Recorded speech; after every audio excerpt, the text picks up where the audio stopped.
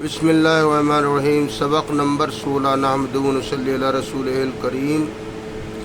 तर्जुमा अज़कार नमाज।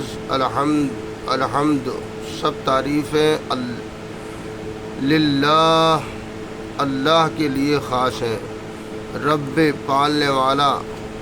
नमाज की सुन्नतें। चुपके से आमीन कहना।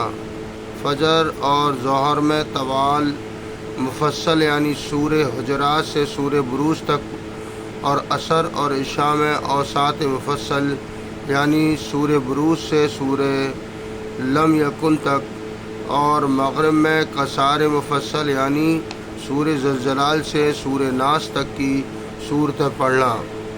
नंबर 5, फजर की पहली रकात को तवील करना यानी दूसरी रकात पहली से पौनी हो या आधी।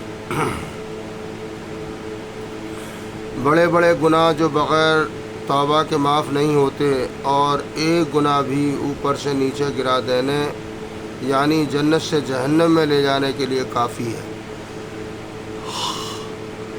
मगर अल्लाह ताला जिस पर फजल फरमाए। फ़ख्र करना यानी अपनी बड़ाई जताना, बावजूद कुदरत के हाजतमंद की मदद न करना। नंबर 16, किसी के माल का नुकसान करना।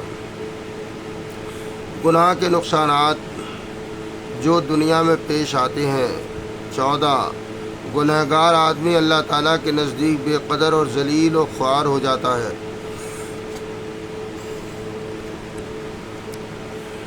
फिर मखलूक में भी उसकी इज़्ज़त नहीं रहती।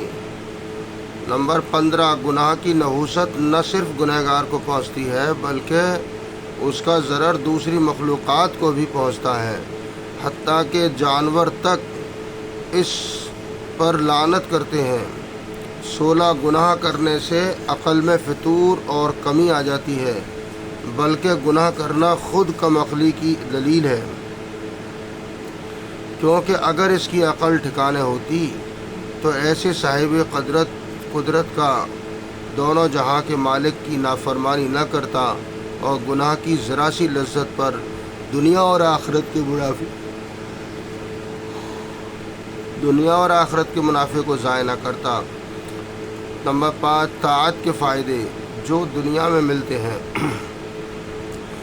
14 नंबर, बाज़ ताअत का ये असर है कि अगर किसी काम में तरद्दुद हो और समझ में ना आता हो कि क्या करना बेहतर होगा, तो वो तरद्दुद ख़त्म हो जाता है, जैसे नमाज इस्तिखारा पढ़कर दुआ करने से। नंबर 15, बाज़ ताअत में ये असर है कि उससे तमाम कामों की ज़िम्मेदारी अल्लाह ताला ले लेते हैं, जैसे शुरू दिन में 4 रकात नफिल पढ़ने की ये फजीलत हदीस कुदसी में वारिद है।